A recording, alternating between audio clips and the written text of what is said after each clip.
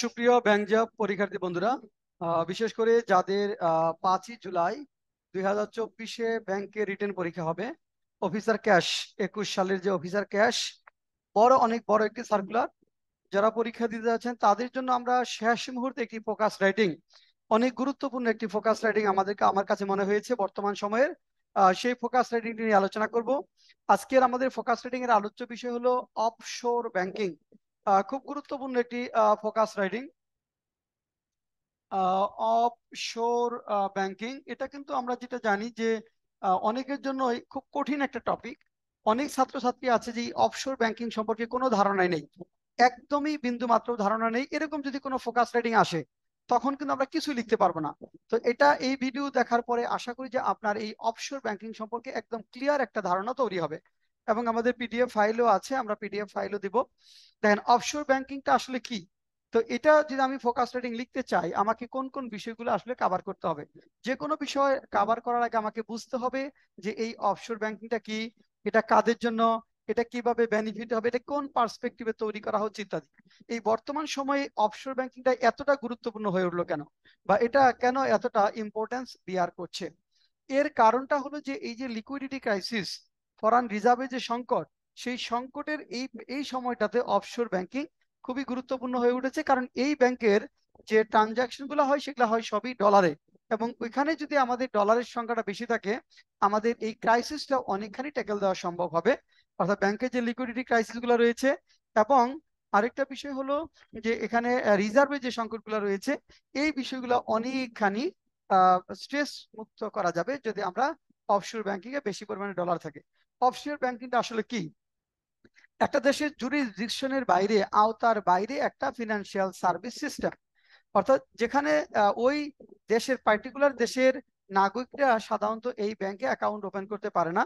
অর্থাৎ non resident যারা আছে তারাই সাধারণত এখানে অ্যাকাউন্টস ওপেন করতে পারে। অর্থাৎ বাংলাদেশ ব্যাংকের একটি ব্রাঞ্চ ধরুন সৌদি আরবে যদি হয়, সেখানে বাংলাদেশের এক্সপাট্রিয়েট যারা, যারা সৌদি আরবের নাগরিক না, তারাই কেবল সেখানে অ্যাকাউন্ট ওপেন করতে পারবে, ট্রানজাক্ট করতে পারবে এবং ডলারে সেটা করবে। অর্থাৎ এই অফশোর ব্যাংকিং হলো, আবারও বলছি, একটা দেশের জুরিসডিকশনের বাইরে গিয়ে ফিনান্সিয়াল যে সার্ভিসগুলো, সেটাই হলো অফশোর ব্যাংকিং। এই কারণে যেহেতু বাংলাদেশ, এখানে যদি সৌদি আরবে একটা অফশোর ব্যাংক থাকে, সেটা বাংলাদেশের আইন কানুন কিন্তু সেখানে চলবে না। হ্যাঁ, তারপর এখানে সৌদি আরবে যেখানে রান করবে সেখানে অনেক কিছু শিথিলযোগ্য হবে, ইত্যাদি ইত্যাদি বিষয়গুলো এখানে থাকবে। তো আবারও বলছি, তাহলে এই অফশোর আর হ্যাঁ, মানে ওভারসিজ ব্যাংকিং আর কি। অফশোর যে বলেন, অফশোর মানে ওভারসিজ ব্যাংকিং, বিদেশি ব্যাংকিং। একটা দেশের ব্যাংকিং শাখা একটা দেশের বাইরে থাকবে, কিন্তু ওইখানে ওই দেশের যে নাগরিকরা আছে, বাংলাদেশের নাগরিক যারা সৌদি আরবে থাকে, কুয়েতে থাকে, অথবা ধরেন ইউরোপে থাকে, ওইখানে যদি অফশোর ব্যাংকিং থাকে বা মালয়েশিয়াতে থাকে, তারা তারা হলো ওই মালয়েশিয়ায় নন রেসিডেন্ট। মানে আমাদের জন্য যদি বলি নন রেসিডেন্ট বাংলাদেশি, বাংলাদেশি নাগরিক কিন্তু বাংলাদেশে থাকে না, অন্য দেশে থাকে। যে দেশে সে থাকে সেই দেশে একটা ব্যাংকের শাখা রয়েছে বা অ্যাক্টিভিটিস রয়েছে, যেখান থেকে সে ট্রানজাক্ট করতে পারবে, ডলারে টাকা পাঠাতে পারবে, লেনদেন করতে পারবে, টার্ম ডিপোজিট রাখতে পারবে, এফডিআর করতে পারবে, এবং ইন্টারেস্টও নিতে পারবে, আবার যখন খুশি তখন তুলে ফেলতে পারবে। আচ্ছা, তো এটার উদ্দেশ্য হলো যে এই যে ডলারের যে ক্রাইসিসটা, লিকুইডিটি যে ক্রাইসিসটা, রিজার্ভের যে সংকট, এইগুলা মুক্তি পাওয়ার জন্যই মূলত এখন অফশোর ব্যাংকিংটা অত বেশি গুরুত্বপূর্ণ হয়ে উঠেছে। তাহলে এটা নিয়ে যদি আমরা ফোকাস রেটিং লিখতে চাই, তাহলে কোন কোন বিষয়ের উপর আমাদের আসবে সেগুলো একটু যদি বলি। দেখেন, প্রথমে আমি একটা একটা ইন্ট্রোডাক্টরি প্যারা লিখবেন। আপনাদের কাজ হলো একটা ইন্ট্রোডাক্টরি আমরা প্যারা লিখবো। ইন্ট্রোডাকশন কথাটা থাকবে না, কিন্তু একটা ইন্ট্রোডাক্টরি প্যারা থাকবে। ইন্ট্রোডাকশন কথাটা থাকবে না, কিন্তু একটা ইন্ট্রোডাক্টরি প্যারা থাকবে। তারপরে হোয়াট অফশোর ব্যাংকিং ইজ, এটা ডেফিনেশনটা দিতে হবে যে অফশোর ব্যাংকিংটা আসলে কি। What offshore offshore banking is, offshore ব্যাংকিংটা আসলে কি। তারপরে যে প্যারাটা থাকবে, offshore banking and Bangladesh. Offshore, এটা ডেফিনেশন দিব আমরা এখানে। এরপর দেখেন offshore banking and Bangladesh. Offshore banking and Bangladesh. Offshore banking and Bangladesh, আসলে বাংলাদেশে প্রথম কখন থেকে অফশোর ব্যাংকিং কর্মকাণ্ডগুলো চলছে? 1985 সালে প্রথম অফশোর ব্যাংকিং ব্যবস্থাটা চালু হয়। আহ, এটা বেশ কিছু বিদেশি শ্রমিক যারা আছে তাদের সুরক্ষা, এক্সপোর্ট এক্সপোর্ট প্রসেসিং জোন, ইবি, এইপি, যেটা যারা কাজ করে বিদেশি শ্রমিক তাদেরকে সুবিধা ইত্যাদি বিষয়ের জন্য আমাদের অফশোর ব্যাংকিংটা বাংলাদেশে শুরু হয় 1985 সালে। তারপরে আস্তে আস্তে এটা বিকাশ লাভ করতে থাকে। এই বর্তমানের এই সংকটকালীন ইকোনমিক যে টার্মোয়েল ওয়ার্ল্ড ওয়াইড, বিশেষ ডলারের যে সংকট, লিকুইডিটি যে ক্রাইসিস, এই প্রেক্ষাপটে এখন আবার এটা আলোচনায় এসেছে। এবং এই কারণে যেটা হয়েছে সেটা হলো অফশোর ব্যাংক অ্যাক্ট 2024, এটা আপনার সংস্কার করা হয়েছে এবং এটা নতুন করে পরিপত্র জারি করে বেশ কিছু পরিবর্তন আনয়ন করা হয়েছে এখানে। এই রিল্যাক্স করে দেওয়া হয়েছে ব্যবসা বাণিজ্যের ক্ষেত্রে। আমরা দেখবো ডিটেলস, আমরা যাব। তারপরে যে পড়াটা আমরা লিখবো, তারপরে দেখেন সেটা হলো transaction procedure in offshore banking. Transaction procedure in offshore banking, transaction procedure in offshore banking. Offshore banking এ ট্রানজাকশন প্রসিডিউরটা কি হবে? অফশোর ব্যাংকিং এর ট্রানজাকশন প্রসিডিউর কিভাবে ট্রানজাক্ট করবো, এটা কিন্তু অন্যান্য ব্যাংকের মতো ট্রানজাকশন প্রসিডিউর না, এটা ডিফারেন্ট ট্রানজাকশন প্রসিডিউর এখানে হবে। হ্যাঁ, এখানে দেখেন এখানে ফরেন কারেন্সিতে ট্রানজাকশন হবে। আমাদের এখন বর্তমানে যেটা বলা হয়েছে অফশোর ব্যাংকিং এর আমাদের আইন সংশোধন করে যেটা বলা হয়েছে, আইএমএফ পারমিটেড 5টা কারেন্সিতে এখানে ট্রানজাক্ট করা যাবে, যেমন ডলার, পাউন্ড, ইউরি, ইউরো জাপানি ইয়েন, চাইনিজ ওয়ান। এই 5টা কারেন্সিতে ট্রানজাক্ট করা যাবে। এই প্রসিডিউর অর্থাৎ ট্রানজাকশন প্রসিডিউর হবে 5টা কারেন্সিতে। আচ্ছা, তারপরে তারপরে আমরা যদি পরের প্যারাটা দেখি, দেখেন পরের প্যারাতে আমরা যেটা পাবো সেটি হলো those who are eligible for operating accounts through offshore banking, those who are eligible for, দেখেন those who are eligible for, who are eligible for eligible for operating accounts through offshore accounts through offshore banking, then those who are eligible for operating accounts through offshore banking, offshore banking এর মাধ্যমে যারা accounts operate করতে পারবে।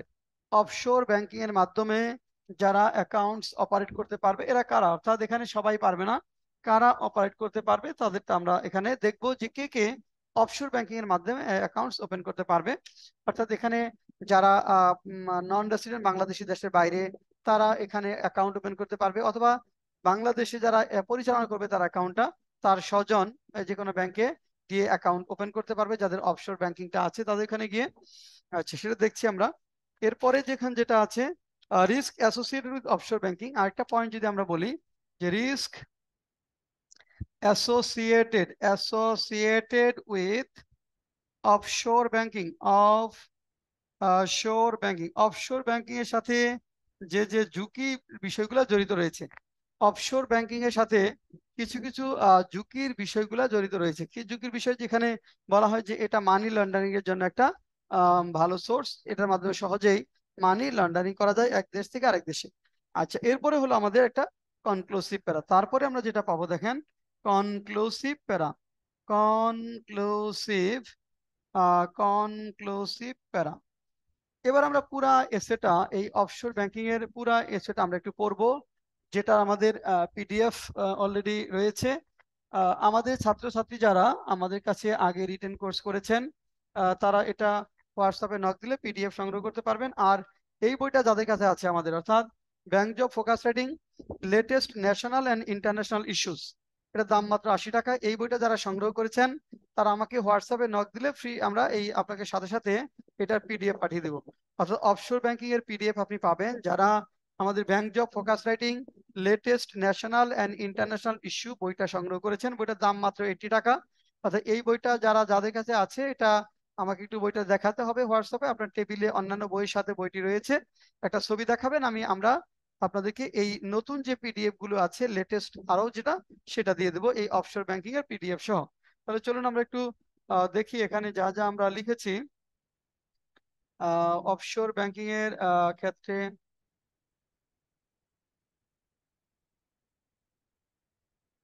আচ্ছা, আমরা একটু সময় নিচ্ছি।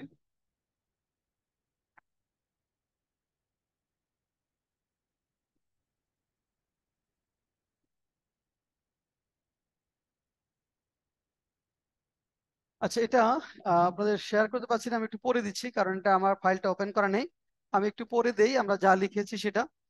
যেমন দেখেন এখানে ইন্ট্রোডাকশন যদি আমরা বলি, dollar crisis along with liquidity crisis in banking sector has made the Central Bank of Bangladesh think repeatedly to find effective solution that can bring some sort of relief not only for the banks but also for the entire economy of the country. While working on different remedial measures, Bangladesh Bank feels the necessity of offshore banking to strengthen the economic situation. এটা হলো আমার introductory প্যারা। তারপরে what offshore bank is? Offshore banking is simply the use of financial services in a foreign jurisdiction. অর্থাৎ বিদেশি আওতার মধ্যে এখানে ফিনান্সিয়াল সার্ভিস গুলা ব্যবহার করা, আদার দেন the one in which one রিজাইডস, একটা দেশে একটা ব্যক্তি যে দেশে সে বাস করে বা যে দেশে সে নাগরিক সেই দেশের বাইরের জুরিসডিকশনে ব্যাংকিং কর্মকাণ্ড বা ফিনান্সিয়াল অ্যাক্টিভিটিস গুলো পরিচালনা করা। An offshore or overseas bank account is one that one has in a country where one does not reside. An offshore bank allows an account holder to make any receipt and payment, hold money and set up savings and investment account in at least one foreign country. Offshore banking and Bangladesh. Offshore banking is not new in Bangladesh.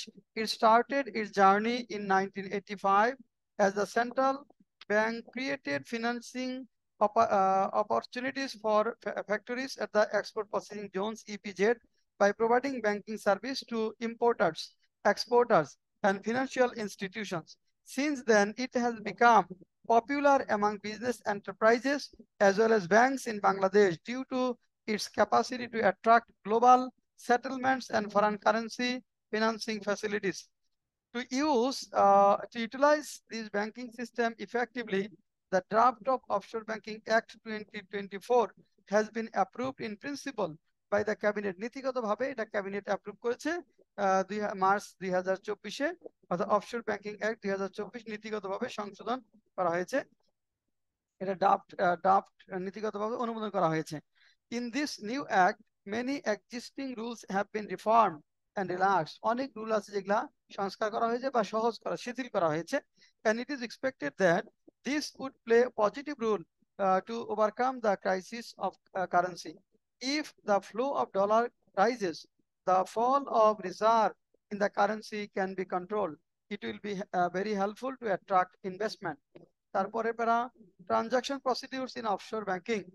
All the transactions in offshore banking are conducted in foreign currency. According to the direction to the currently announced circular, the transaction of offshore banking can be made in 5 currencies: dollar, pound, euro, Japanese yen, and Chinese yuan. In 2023, Bangladesh Bank issued circular giving the opportunities to the expatriates to keep deposits in dollars. According to the circular, the expatriates can keep term deposits in dollars opening account through offshore unit. They can withdraw their deposits in dollars after the end of the period or any time. Those who are eligible for operating accounts through offshore banking, কারা offshore banking এর মাধ্যমে অ্যাকাউন্টটা operate করতে পারবে? The expatriates staying outside of Bangladesh, Bangladeshi born foreign citizens, the organization registered and run in foreign countries and institutional investors are eligible for conducting this deposit account. Following the direction of Bangladesh Bank, a number of banks of the country have already introduced 2 types of bank account. First one is international bank account, IB account যেটা বলা হয়। Any relative of expatriate can open such an account going to bank. IB account যেটা আছে expatriate বাংলাদেশের একজন relative ব্যাংকে গিয়ে এটা ওপেন করতে পারে। The expatriate Bangladesh will send dollars to that account and relatives staying in the country will be on charge to operate the account. Another one, তাহলে একটা হলো ওই এটা রান করতে পারবে, কে চালাতে পারবে? expatriate বাংলাদেশের একজন রিলেটিভ এটা চালাতে পারবে। Another one is offshore banking fixed deposit account. The expatriates can open accounts going to the website of the bank concerned and can keep deposit they are in dollars in foreign currency. Later, the deposited money with interest can be withdrawn anytime. Profits from money deposited in these two ways will remain exempted from tax.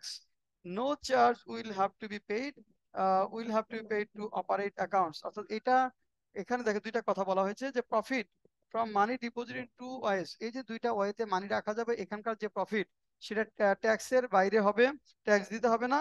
এবং no charge will have to be paid to operate accounts পরিচালনার জন্য কোনো এখানে charge মানে খরচ দিতে হবে না। Risk associated with offshore banking, offshore banking এর সাথে জড়িত ঝুঁকিগুলা কি কি ঝুঁকি রয়েছে? The risk associated with offshore banking is money can be laundered through this. However, the benefits from the bank outnumbers the demerits uh, of it demerits if it can be operated through proper management. Conclusion. In conclusion, it can be said that following the footprints of Pakistan, which point to the brink of bankruptcy with foreign currency reserve, only $3 billion are slightly stood back with the help of offshore banking, where expatriate Pakistani deposited more than $8 billion. We can minimize the risk of foreign currency velocity by taking the activities of offshore banking with priority basis. এখানে দেখেন foreign currency volatility হবে, এটা শব্দটা হবে volatility, foreign currency volatility by taking the activities of offshore banking with priority basis. আচ্ছা, volatility. এখন দেখেন এখানে আমাদের যেটা হলো, এখানে আমরা যেটা বললাম সেটা হচ্ছে যে এই অফশোর ব্যাংকিং কনক্লুশন বললাম আমরা একটা ভালোভাবে, অফশোর ব্যাংকিং এর একটা কনক্লুশন আমরা বলেছি এবং ইন্ট্রোডাকশন বলেছি, পুরো বিষয়টা আমরা পড়েছি। এটা আমারও বলছি যাদের আমাদের ছাত্রছাত্রীদের যাদের এই ফোকাস রাইটিং এর বইটা আছে, আমার লেখা bank job focus writing latest national and international issues, বইটি প্রকাশ করেছি গীতাঞ্জলি প্রকাশনী, নীলক্ষেত ঢাকা। এই বইটা যাদের কাছে আছে তারা আমাকে হোয়াটসঅ্যাপে নক করবেন, বইটা আমাকে দেখাতে হবে আপনার টেবিলে, অন্যান্য বইয়ের সাথে বইটি রয়েছে। তারপরে আমাদের যে নাম্বারটা রয়েছে এই নাম্বারে নক করলে আমরা এটা পিডিএফ দিব। 01705776685, এটা হোয়াটসঅ্যাপ SMS করা যাবে। হোয়াটসঅ্যাপ SMS করে আপনি আমাদের কাছ থেকে এটার পিডিএফটা নিতে পারবেন।